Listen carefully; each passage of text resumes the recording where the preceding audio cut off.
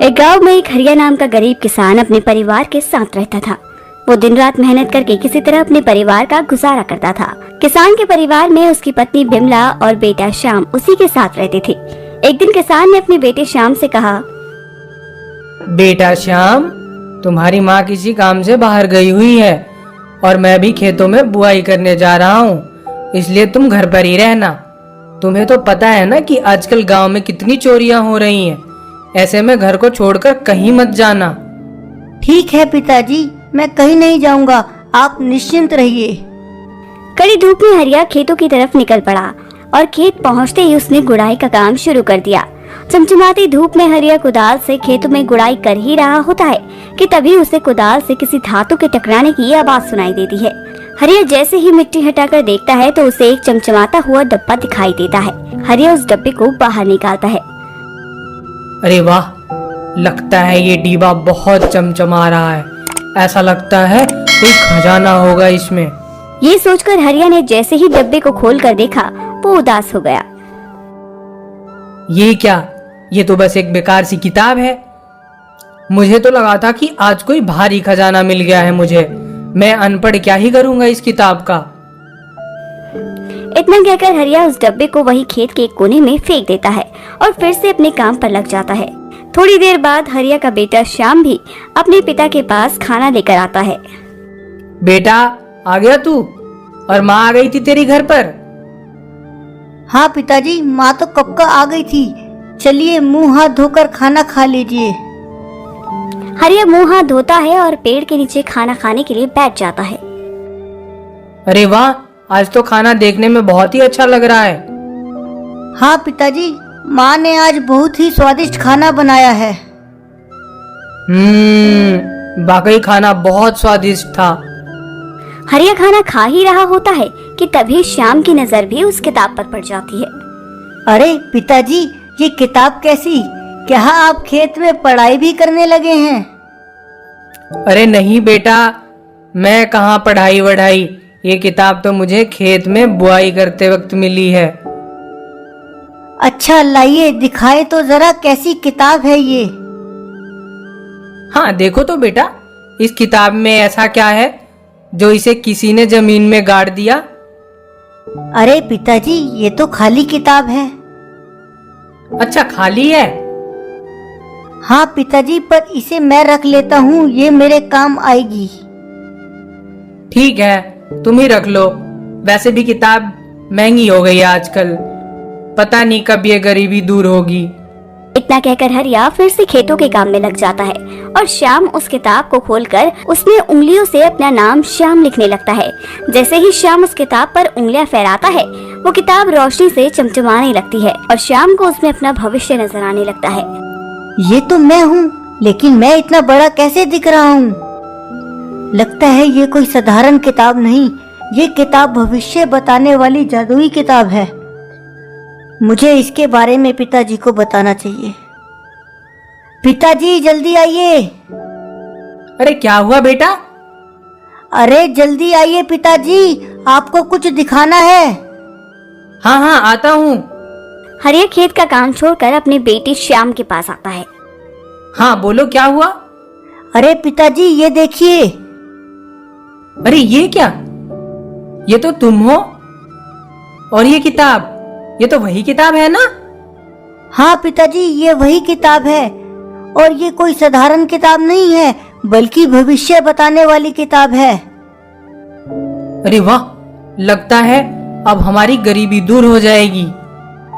पिताजी वो कैसे? वो सब मैं तुम्हें घर चलकर बताता हूँ। हरिया और श्याम दोनों ही खेत का काम खत्म करके उस जादुई किताब को घर लेकर जाते हैं और उस जादुई किताब के बारे में बिमला को भी बताते हैं। तो हमारी तो किस्मत ही खुल गई है। हाँ बिमला, अब हम गांव के लोगों का भविष्य बताकर खूब पैसे कमा सकते हैं। लेकिन पिताजी, इस किताब के बारे में अगर किसी को पता चला तो जरूर कोई ना कोई इसे चोरी करने की कोशिश जरूर करेगा। हाँ, ये मैंने तो सोचा ही नहीं। हाँ, तो इस किताब को आप घर पर रखकर लोगों की पर्चियाँ बनाकर घर ले आओ और उन्हें अगले दिन एक पर्ची में ही उनका जवाब दे दो। हरिया को बिमला की तरकीब काफी अच्छी लगी और अगले दिन वो काम छोड़कर गांव में घूमने निकल गया और गांव के बाजार में जाकर जोर जोर से चिल्लाने लगा। गांव वालों, जिस किसी को भी अपना भविष्य जानना है वो अपने नाम की पर्ची बनाकर मुझे दे दें। मैं कल सबका भविष्य बताऊंगा और बदले में 10 रुपया लूंगा। हरिया की बात सुनकर सब लोग हरिया को अपनी अपनी नाम की पर्ची थमाने लगे और अगले दिन हरिया वादे के अनुसार लोगों के पर्ची पर अपना भविष्य बताकर उनसे 10-10 रुपए लेने लगा। हरिया अब लोगों का भविष्य देखकर उन्हें किसी अनहोनी होने से आगाह करने लगा था, जिसकी वजह से हरिया पर गांव वालों का विश्वास काफी बढ़ गया और सभी उसकी काफी तारीफ करने लगे। हरिया भैया, आप तो सबका भविष्य देखते हैं, होने वाली घटनाओं को पहले ही भाप लेते हैं। मेरा भी भविष्य देखिए ना। अरे क्यों नहीं लखन, एक काम करो, अपने नाम की पर्ची बनाकर तुम मुझे दे दो। मैं तुम्हें कल इसी समय पर तुम्हारी भविष्य बताऊंगा। लखन वैसा ही करता है, अपने नाम की पर्ची बनाकर हरिया को दे देता है और हरिया भी रोज की तरह घर जाकर जादुई किताब पर लखन का नाम लिखकर उसका भविष्य देखने लगता है।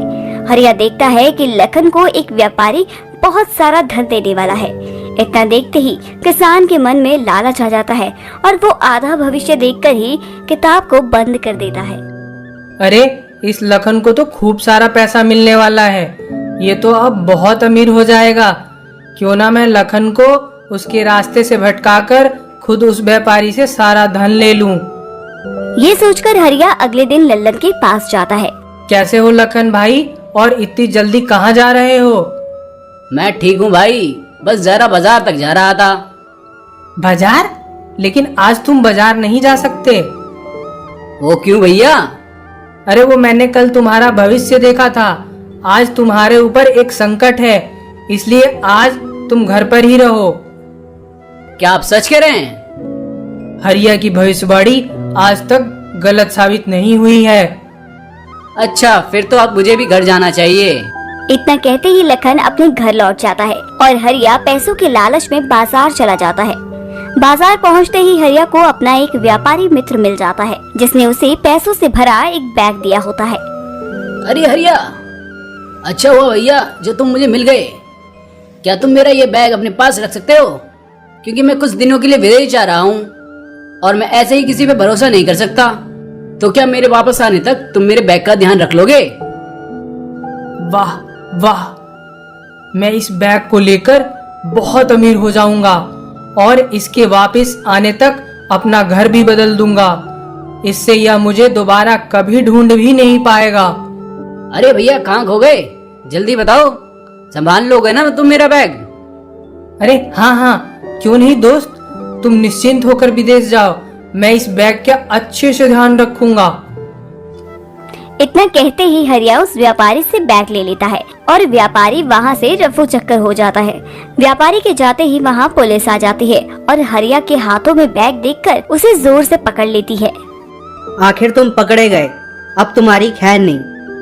इतना कहते ही पुलिस ने हरिया को खूब मारा और उसे बोलने तक का मौका नहीं दिया। पुलिस ने हरिया को चोरी के आरोप में जेल में डाल दिया। जेल में बैठकर अब हरिया को ये समझ आ गया था कि वो पैसों से भरा बैग चोरी का था और उसके व्यापारी मित्र ने उसे धोखा दिया था। हरिया को अब अपने किए पर बहुत पछतावा हो रहा था।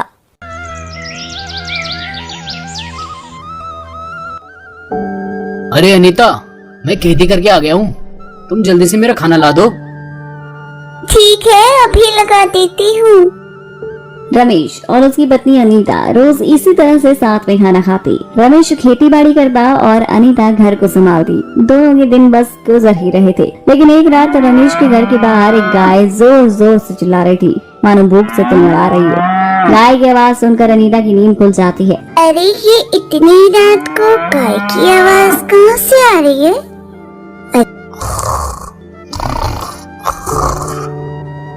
अरे उठिए ना, देखिए घर के बाहर से किसी गाय की आवाज आ रही है। अरे भगवान, तुमने कोई सपना देखा होगा। क्या जी, आधी रात को मैं खुली आंखों से सपना देखती हूँ क्या? उठिए ना जल्दी। अरे क्या है, क्यों परेशान हो रही हो? पहले आप मेरे संग बाहर चलिए, फिर मैं आपको बताती हूँ। रमेश और अनीता दोनों ही बाहर देखने के लिए जैसे ही घर का दरवाजा खोलते हैं, वैसे ही उन्हें घर के बाहर एक गाय नजर आती है जो धूप से तिलमिला रही होती है। अरे ये किसकी गाय है और हमारे घर के बाहर इस तरह क्यों चिल्ला रही है? शायद इससे भूख लगी होगी। रुकिए, मैं इसके लिए कुछ खाने को ले आती हूँ। अनीता दौड़ते हुए रसोई में जाती है और गाय के लिए रोटी ले आती है। रोटी को खाकर गाय शांत हो जाती है, लेकिन रमेश और अनीता अब भी परेशान थे कि आखिरकार ये गाय है किसकी। दोनों ये सोच ही रहे थे कि तभी गाय उनके घर के बाहर ही बैठ जाती है।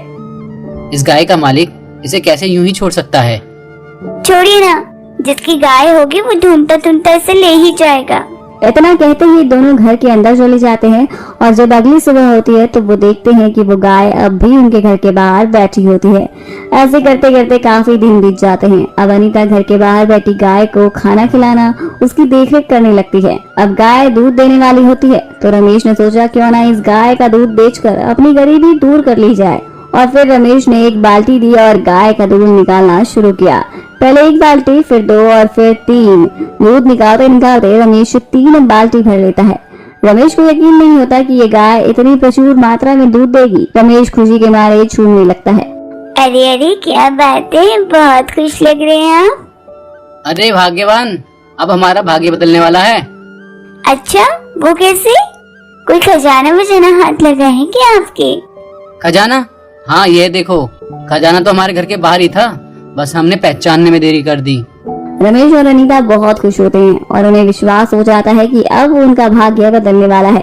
रमेश रोज गाय का दूध निकालता और उसमें से कुछ दूध अपने लिए रख लेता और कुछ बाजार में बेचाता। दूध से अच्छी खासी आमदनी भी होने लगी। लेकिन ऐसा करते करते रमेश के मन में एक दिन ज्यादा पैसा कमाने का लालच आ गया।